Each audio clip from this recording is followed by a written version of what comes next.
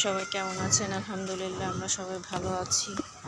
তো আজকে 4 দিন পরে আমি আজকে ছাদে আসলাম, কারণ যেহেতু বৃষ্টি হয়, আজকেও অনেক বৃষ্টি হয়েছে দুপুর টাইমে। ছাদে আসা হয় না, আগে একটু আসা হতো ইসের জন্য,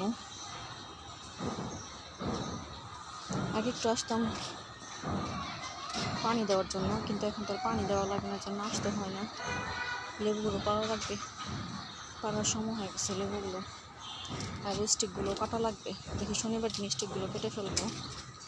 তো দিনের বাবা বিকেলে যে এই যে মরিচ গাছগুলো নিয়ে আসছে, আমার মনে হয় এগুলো থাকবে না, যে হারে বৃষ্টি হচ্ছে। আর যে লাউ গাছ, স্টিকটা কেটে ফেলবো, স্টিকটা কাটা লাগবে, স্টিকটা কাটবো। এখানে আবার কতগুলো রজনীগন্ধা লাগানো লাগবে, এটা নষ্ট হয়ে গেছে, যে এটাও কাটা লাগবে।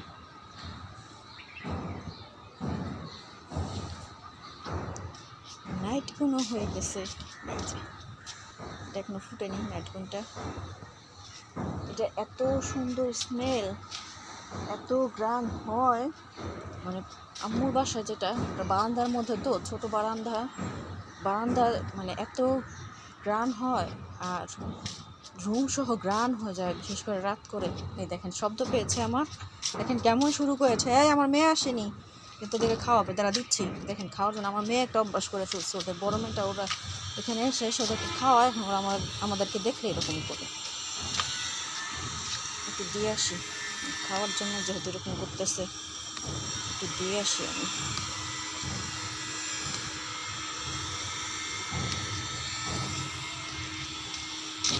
খাবে। আমি এখন এসে পুদিনা পাতা নেওয়ার জন্য আসছি, না তো এখন আসা হতো না। এনে খা, নে নে, দেখেন খাওয়ার জন্য কেমন করে। এনে এনে এনে, এটা খা, একটা নিয়ে কামড়াকামড়ি করিস না, এটা খা, এটা একজনে খা। আমার বড় মেয়েটা এগুলো অভ্যাস করছে ওদের। ও করে কি, এসে ওদেরকে ধরে, আর এক হাত দিয়ে ধরে আর এক হাত দিয়ে খাবার খাওয়ায়, একটুও ভয় নেই মেয়েটার। দেখেন মাশাআল্লাহ, আমাদের কাছে করমজা এসে গেছে। এটার আচার বানানোর রেসিপি আপনাদের একদিন শেয়ার করেছি, আমি আবারও শেয়ার করব। কিন্তু বড়ই গাছটা মরে যাচ্ছে, এই যে বড়ই গাছটা মরে যাচ্ছে, করলারিগুলো ফেলে দেওয়া লাগবে। একটা জায়গায় অনেকগুলো গাছ বুনলে দেখা যায় তখন আর অন্য সব গাছে শক্তি পায় না, অন্য গাছে আবার শক্তি কমে যায়।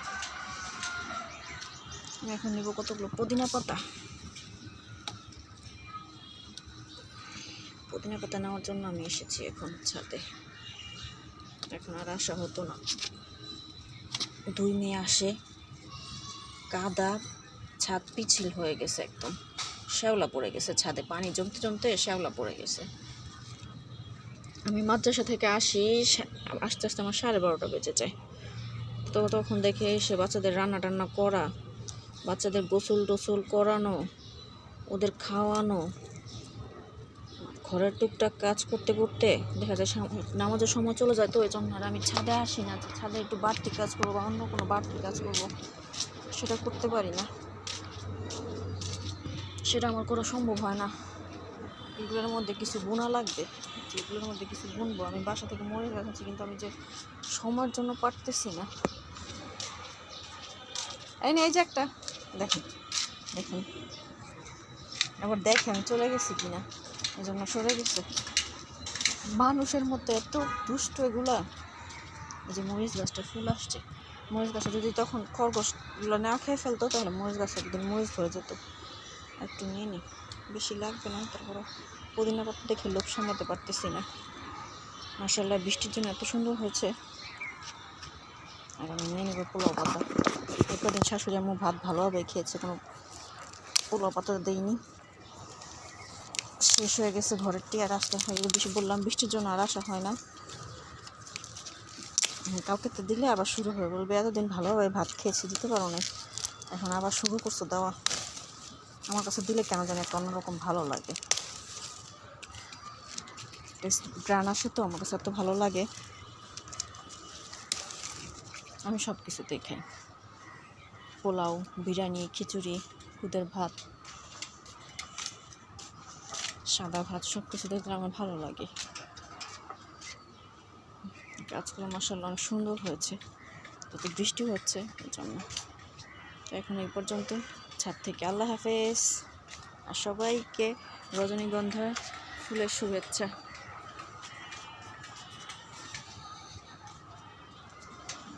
কেটে ফেলবে এগুলো, দেখতে একটা অন্যরকম ভালো লাগে এগুলো। এই আমার এই লেবু গাছে ফুল আসছে, মাশাআল্লাহ মাশাআল্লাহ মাশাআল্লাহ। কিন্তু বৃষ্টির জন্য মনে হয় না থাকবে, ফুলগুলো পড়ে যাবে মনে হয়। লেবু গাছে ফুল আসছে, চলে যাই, আমার মেয়ে আবার উঠে যাবে। আচ্ছা, এখানে দুইটা ছিল, পেয়ারা আসছে দেখেন, মাশাআল্লাহ মাশাআল্লাহ। গাছটার মধ্যে না একটা দুটো করে পেয়ারা হয়, আমার মেয়ে দুইটা, কিন্তু পেয়ারা হয় একটা। একটা নিয়ে দুজন মারামারি শুরু করে দেয়, কি যে একটা অবস্থা। ছাদ থেকে এখন আল্লাহ হাফেজ। এখন এগুলো ভাজবো। এটার মধ্যে আমি দিয়েছি পুদিনা পাতা, ধনিয়া পাতা, একটু বিটরুট আর গাজর আমি ঘষে দিয়েছি। যদি হাতে করে দিতাম তাহলে দেখা যায় মোটামুটি থাকতো, ওই জন্য আমি গ্রেট করে দিয়েছি। গ্রেট করে দেওয়াতে মিশে গেছে। আর দেখুন লাল হয়ে গেছে, বিটরুটের কারণে লাল হয়ে গেছে। এক চুলা তরকারি গরম করতেছি, আরেক চুলায় হচ্ছে আমি এগুলো ভাজবো। কারণ সন্ধ্যার পরে মেয়েকে পড়তে বসাতে হয়, অনেক সময় লাগে, পড়ানো লাগে, লেখানো লাগে, ওর জন্য সময় লাগে। চুলাটা মিডিয়াম আঁচে দিয়ে এটা আস্তে আস্তে করে ভাজতে হবে, বেশি বাড়ানোও যাবে না, বেশি কমানোও যাবে না। তো আমি ভাজি, তারপর আপনাদের সাথে আবার শেয়ার করবো ভাজার পর কেমন হয়েছে। দিয়ে আমি ঢেকে দিছি, ঢেকে অল্প অল্প আছে তারপরটা ভাজতে হবে। কারণ যেটার মধ্যে বিটরুটারই তো খারাপ বিটরুটের একটা স্মেল আসে, এটা আমার একদম ভালো লাগে না।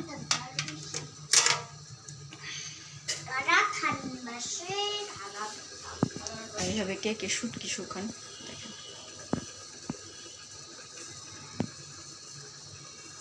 আপু মাছ দিয়ে দিয়েছিল, এতই ছোট, এগুলো কোনোভাবে খাওয়া যায় না, এই জন্য একদিন শুধু রোদ্রে দিতে পেরেছে 1 ঘন্টার জন্য। তারপর আবার বৃষ্টি চলে আসছে, এই জন্য এখন এভাবে শাশুড়ি আম্মু দিয়ে রাখছে। আমার নানু আগেভাবে দিত, মাছ এভাবে গেথে তারপরে শুটকি দিত, চুলার মধ্যে এরকম দিয়ে রাখতো। সেই দিনগুলো কোথায় চলে গেল। মুরব্বীরা যে বলে ঠিকই বলে, যায় দিন ভালো আসে দিন খারাপ। আসলে আগের দিনগুলো খুবই ভালো ছিল, মজার ছিল, ছোটোবেলার দিনগুলো খুবই ভালো ছিল।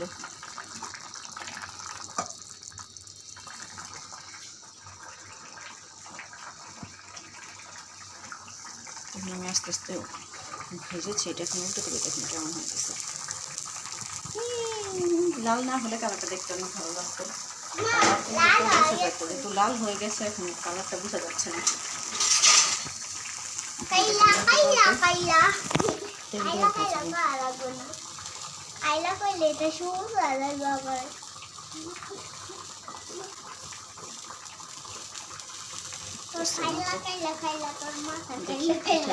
আস্তে আস্তে চেষ্টা করি এটা ওঠে নাকি।